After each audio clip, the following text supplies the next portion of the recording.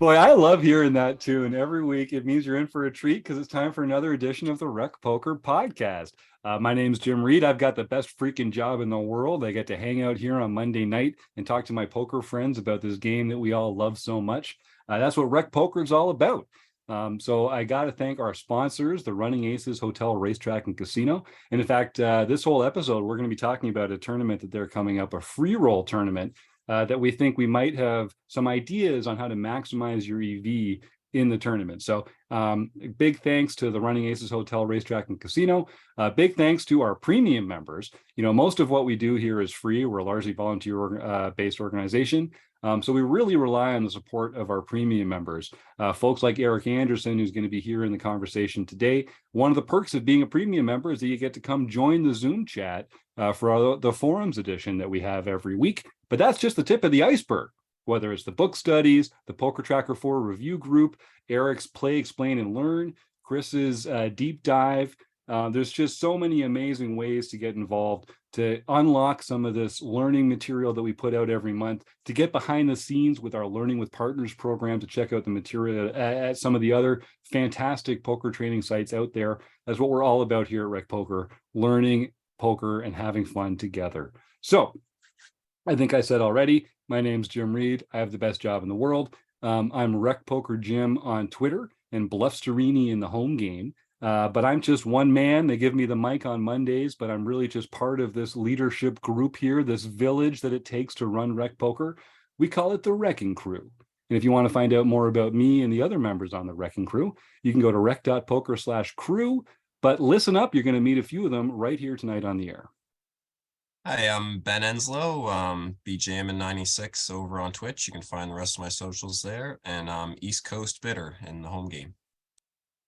And I'm Chris Jones. You can find me 5B5 on Twitter or 5x5 in the Poker Stars home game. My name is Eric Jin. I am Binkley on the forums. I play a COM Binkley in the home games, and I'm Rec Binkley on Twitter. Poker Geek MN everywhere. You just cut out a little there, but that is the one and only John Somsky. We did hear that you are Poker Geek MN everywhere. All right, that's true. And I'm Rob Washam, and I'm Rabman50 just about everywhere.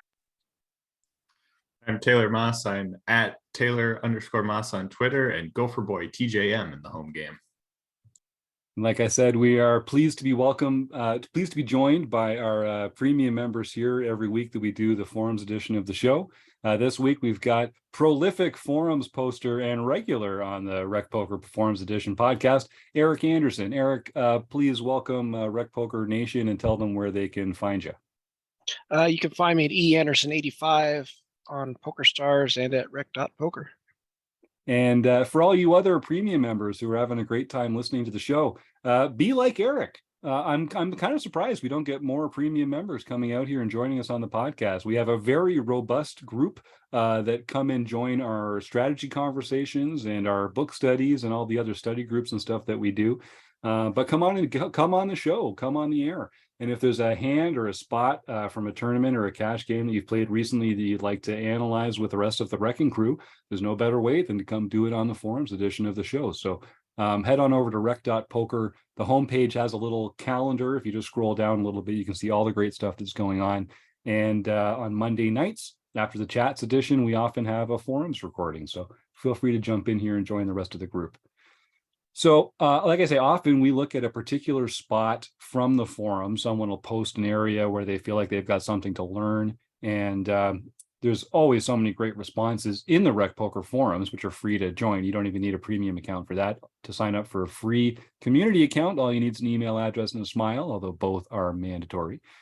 This week, this isn't a forum post, but it's a conversation that was started because of this fantastic free roll tournament that the Running Aces Hotel, Racetrack, and Casino are having very soon. I'm not sure exactly when this episode is going to come out, but on January 28th, it's the Hockey Day free roll.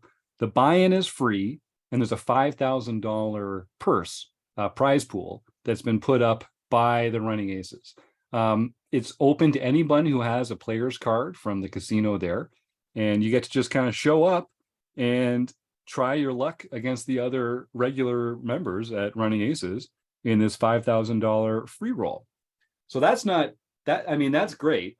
That's not that complicated. The thing that makes it kind of strategically interesting is that you can add on chips for $10. And this is a pretty common situation with promotional free rolls like this. There's a prize pool, it's free, and then you have the option of adding on chips for a surcharge. In this case, it's an unlimited number of add-ons available, but no rebuys. You have to have chips in front of you in order to add on. So it's not like a get out of jail free card. You have to kind of plan ahead a little bit. And one of the things I thought we talked about tonight, well, Chris Jones, who runs all the most of the learning material over here, thought this would be a good time to kind of talk about some strategies that we might take going into this. So Chris, you've got the structure sheet up there. Can you just share some of the details about the tournament with our audience? Just a few more kind of details about this tournament, this specific tournament, but this will apply to other, if you see these kinds of things, they're fairly common. You should look at the structure sheet if you're starting off, if you're playing one of these somewhere else, because they will be slightly different. But I think it's really good to look at a structure sheet and then come up with a strategy. So and actually, I'm gonna interrupt you already, Chris. I'm so sorry. Yeah. I want to point out, if you're a little behind in your podcast episodes, there's actually another free roll at Running Aces on March 18th, the post Patty free roll, so just after St. Patrick's Day. So even if you're not catching this in time to make the Hockey Day free roll on January 28th, March 18th, I'm sure, is right around the corner. And I'm sure it's the exact same structure sheet. Yeah, everything that we talk about tonight should apply. They used to do this every Monday night, but I think they're now getting back to it, sort of doing it every once in a while, probably six or 8 times a year kind of thing. But so here's some other things. Like you mentioned, this is a freeze out structure. So you cannot get back in if you get knocked out. Which is a key part to sort of like making a decision here. It's not like you can go rebuy, right? Like once you're out, you're out.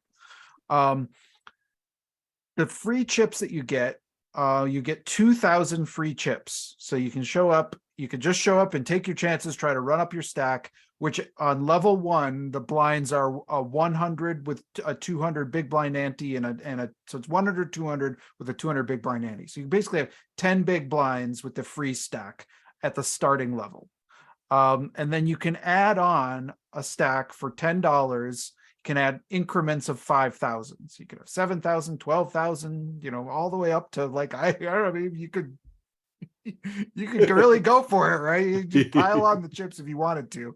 But would that be a good idea? I think that's part of what we wanted to have this conversation around, is like, what is the optimum way to play a tournament like this?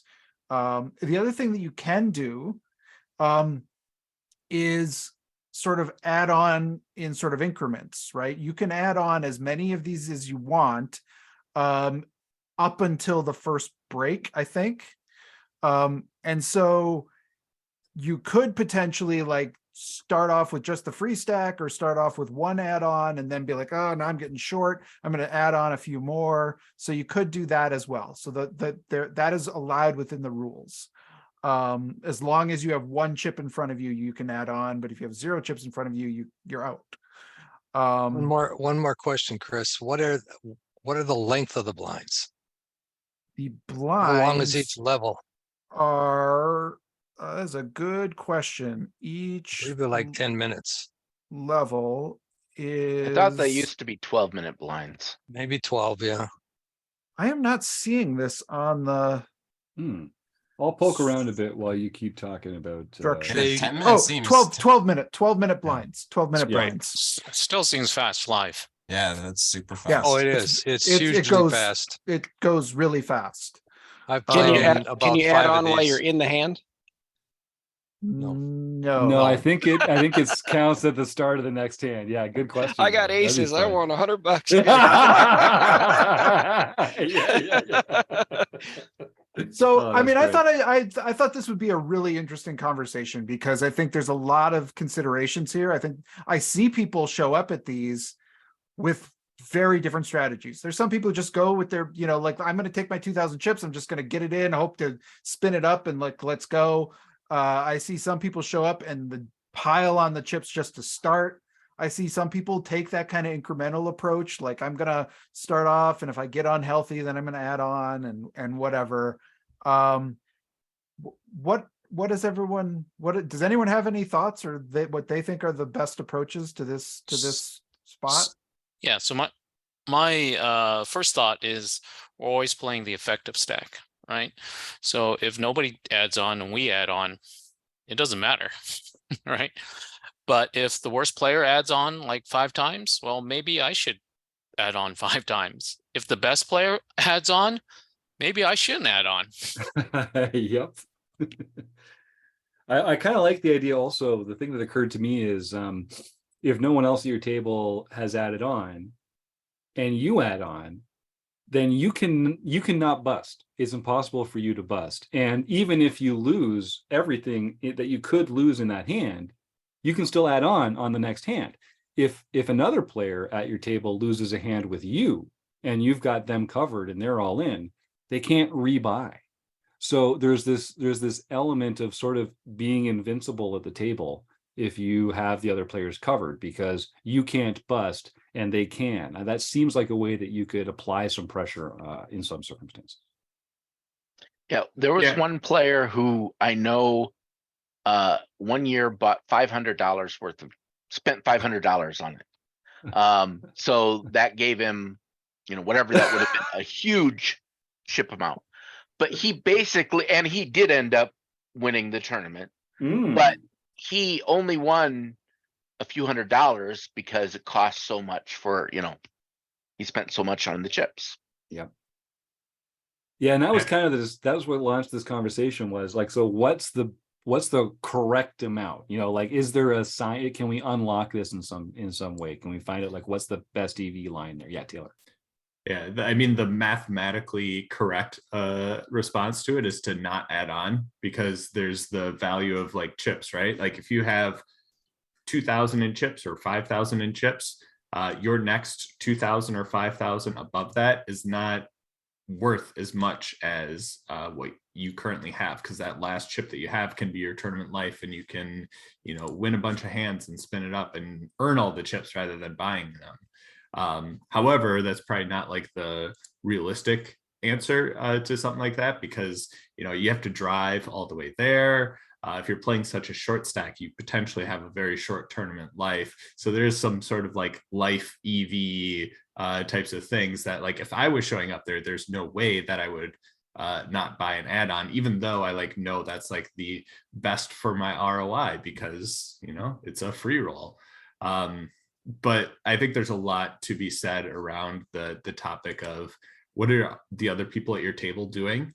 Because if no one at your table buys a single add-on and you do, you're kind of hurting yourself. And likewise, if everyone at the table buys 2 add-ons and you buy 0, you're also hurting yourself. So it's kind of a weird way of, like, I think you kind of have to follow the people around you. I don't know that I completely agree with your premise there. Because I think if you look at your hourly rate, doing 0 add-ons for a good poker player is probably not the maximal hourly rate. I think you by it, particularly in this tournament. In this tournament, there is more erratic play. There are people who don't quite even know the ranks of the hands playing.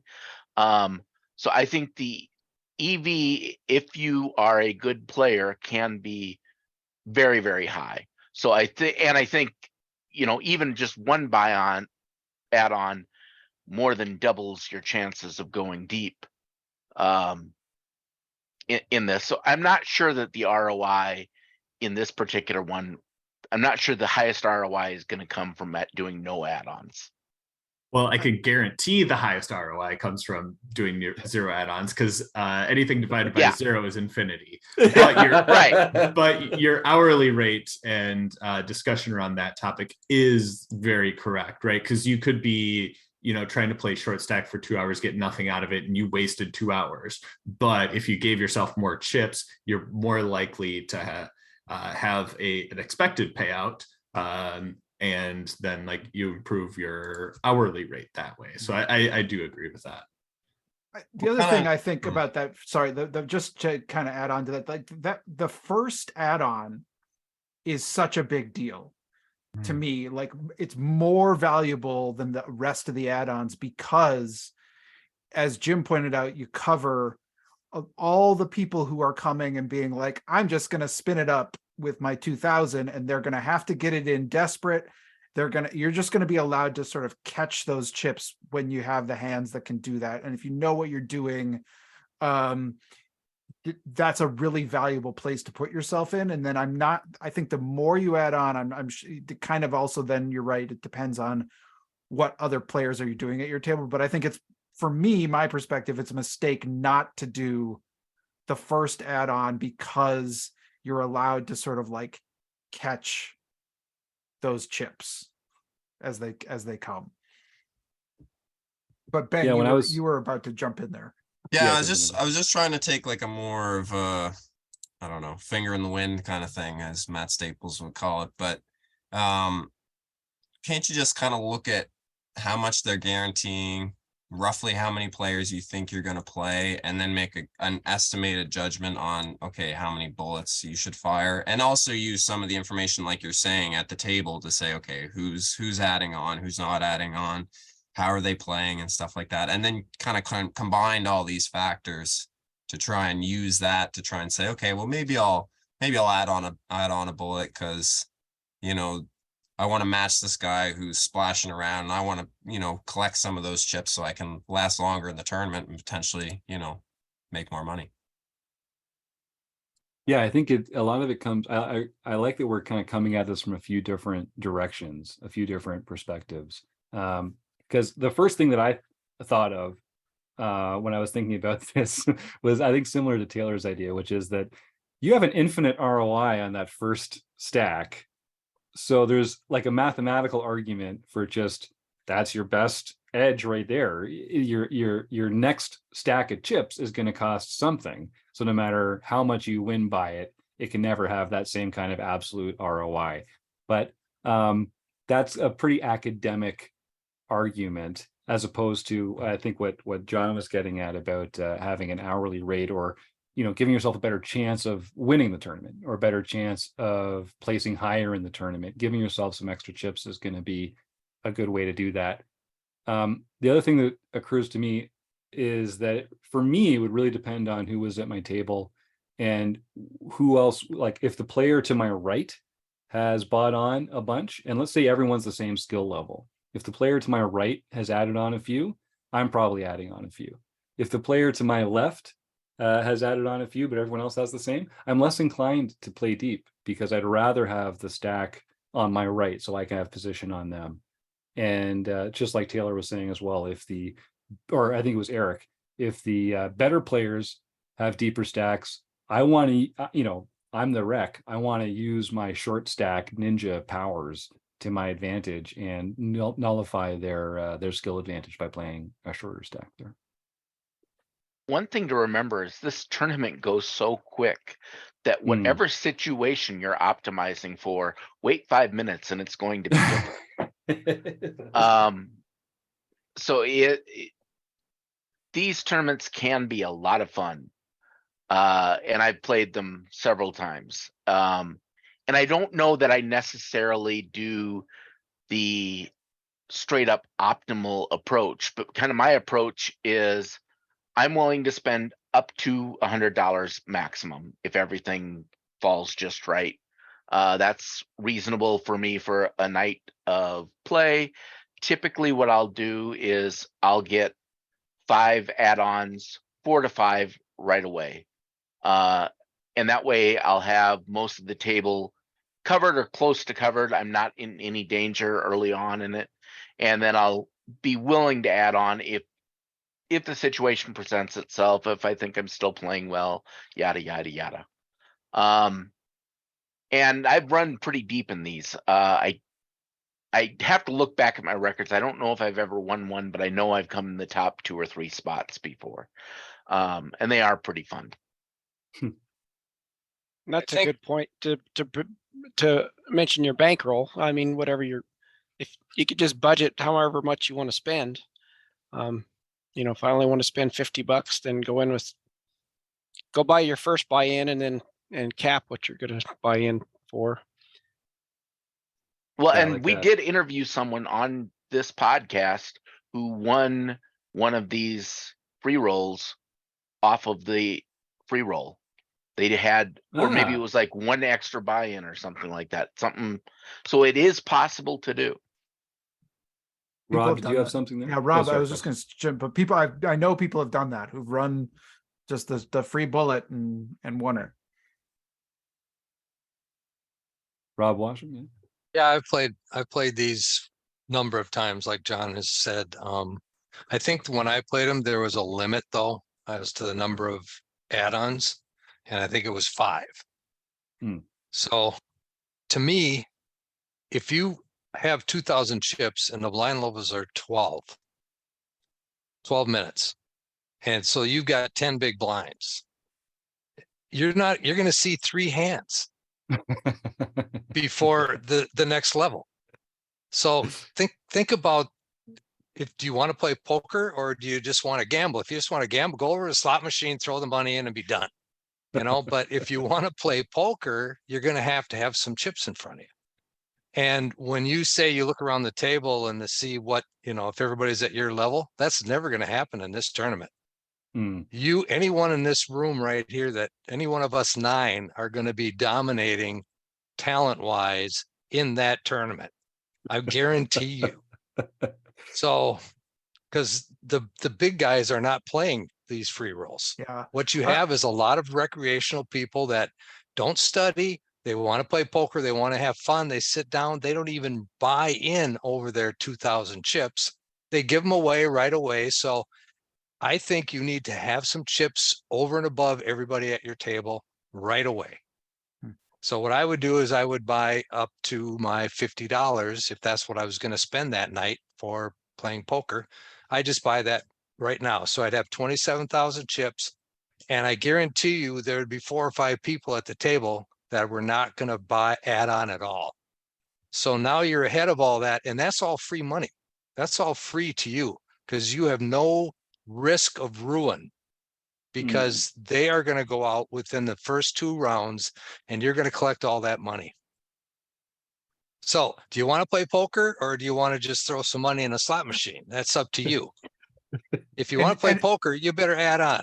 And Rob makes a good point about like the field for this. And I think John made this point as well, but I mean, it really is a significant factor because like when this kind of opportunity comes across, what tends to happen when I've been there, and I've participated in some of these too, what tends to happen is there's people who show up intentionally to take part in the free roll, but then there's people who are like playing blackjack or doing whatever, and they hear, oh, there's a free tournament, oh fun, let's go play. You're right, and like they've never played poker maybe in their life, so the skill level at this tournament is very low, I would say.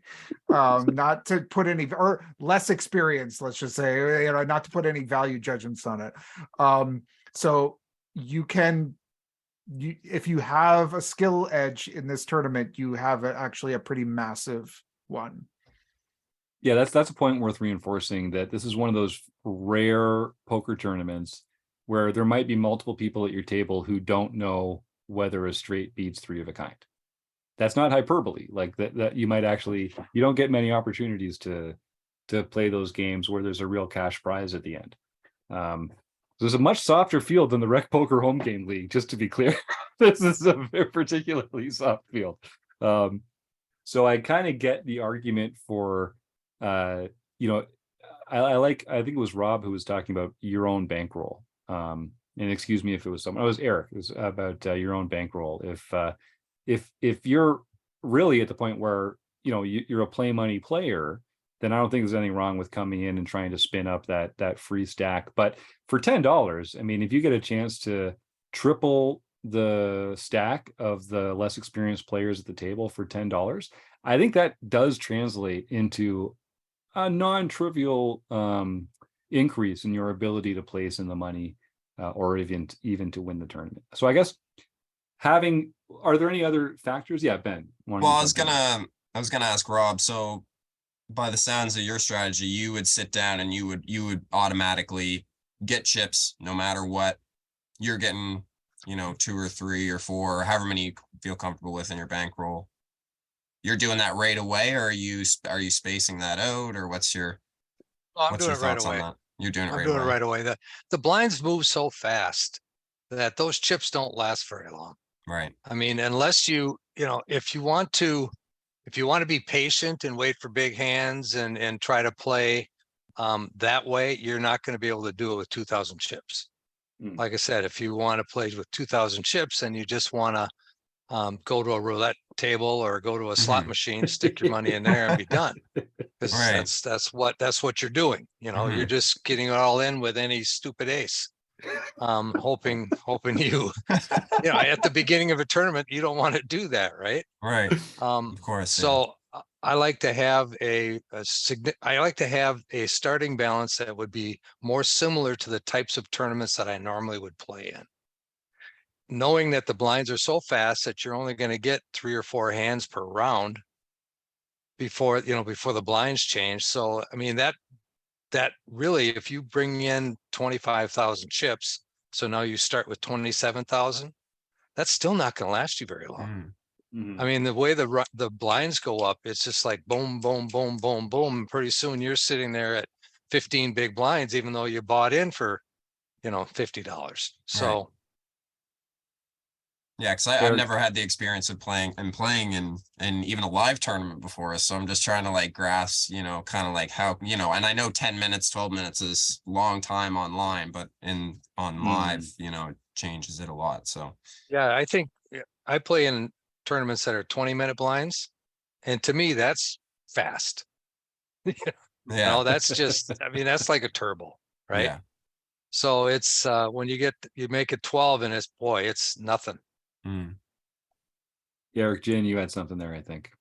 Yeah, it just we're talking about how fast the blinds go, and I was thinking that, we said that a lot of these players haven't played poker, so that's going to slow down the game even more. And it's Great point. It's kind of it's on me. Oh, it's somebody. Yeah. So that, especially live, that's gonna really slow down things. That's a really good point. And that matters when it's only 12-minute blinds. So I think, me thinking about it after hearing this conversation, if I was playing in this tournament, and again, I'll just remind folks, so even if you're not listening to this in time for the January 28th Hockey Day free roll, March 18th at Running Aces, there's the post Patty Day free roll. They've also got a couple exciting events coming up between now and then on February 2nd through 5th, the For Love of Money. It's a multi-day event. There's qualifiers starting on January 30th. March 1 through 5, there's the Pot of Gold.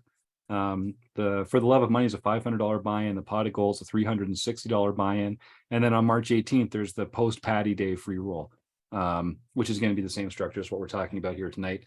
So if I was to play in this one, I think the first thing I would do would be to add on once. And I'd want to cover the other players at the table. I'd want to be invincible to busting on the first hand. And I'd also like to see who else at my table decides to buy on when I add on. Because if no one adds on, including myself, I'm not going to know who are the blackjack and roulette players that have just come to play the free tournament. But if I add on and then someone, 2 other players do and the rest don't, that's going to kind of impact how I think about their ranges and the level that they're thinking on and that kind of thing. So I'm going to get a lot of information about my opponents by whether they add on or not. And then I would probably only add on from that point onwards if I was finding myself covered at the table, or if there were other players that had 2 or 3 add-ons or doubled up or tripled up or something like that. I hear a couple people on the panel saying that they'd just throw that 50 down right off the bat. And for me, I'm such a life nit. I'd be like, well, maybe I can just double up a couple times here and save, only end up putting 20 or 30 down right off the bat. And then I could add on that extra 10 later if I wanted to. But John? Probably. So for those of you who played this before, I'm guessing the average number of buy-ins when you sit down at your first table is probably 2 to 3 Per So seat, per player. per player. I Yeah. mean, there are going to be some who have more, some who have less, but you're not going to, if you just do you talked about doing one add-on to cover the table, you're not going to be covering the table. Right. And keep in mind that one add-on barely that gets you 30 big blinds, 32 big blinds. And with with some of the players that are in there, they're just going to be pushing. So those 30 big blinds don't last as long as 30 big blinds will later in the tournament. And later in the tournament, it does settle down and become more like a real tournament Mhm. once most of the players who don't understand how to play have been knocked out. Yep, that makes sense. Well, any other thoughts on this fun structure? I mean, I think you're going to see formats like this in other promotional free roll tournaments. And I guess let's just sum it up for the audience here. So some of the factors that you might consider are the stacks of the other players at the table, the experience levels of the other players at the table, the blind structure and how often they're going up. Look right and look left and just think about, where would you rather be with a big stack in comparison. Anything else? Is there any other thoughts or any other factors or strategies that we might share with the audience before we roll on out of here, gang? I don't see any, so I'll just remind our listeners, we just owe so much to the Running Aces Hotel, Racetrack, and Casino for their support over the years. January 28th, and again, I think most of our listeners are probably not going to hear it in time to join for that one, but that March 18th post-Patty free roll, that's going to be a lot of fun. And if you are playing in any of these and you have a good time, please send me an email or tweet at me, tweet at Rec Poker or at Rec Poker Jim, or send me an email, jim@rec.poker, and tell me, did the advice help? Did you add on? Didn't you add on? What was your thoughts? What made you decide to or not to? And hopefully some people can rake in some cash over their Running Aces benefits, compliments of them, and from some great advice they heard here on the Rec Poker podcast. So I guess without further ado, I'll thank Chris Jones, Ben Enslow, Rob Washam, Eric Anderson, Eric Jin, Taylor Moss, and John Somsky for joining me here for this Forums edition of the Rec Poker podcast. Of course, the Running Aces Hotel, Racetrack, and Casino, but mostly you, the listeners. We couldn't do it without you. So thanks for your support, and we'll see you next week.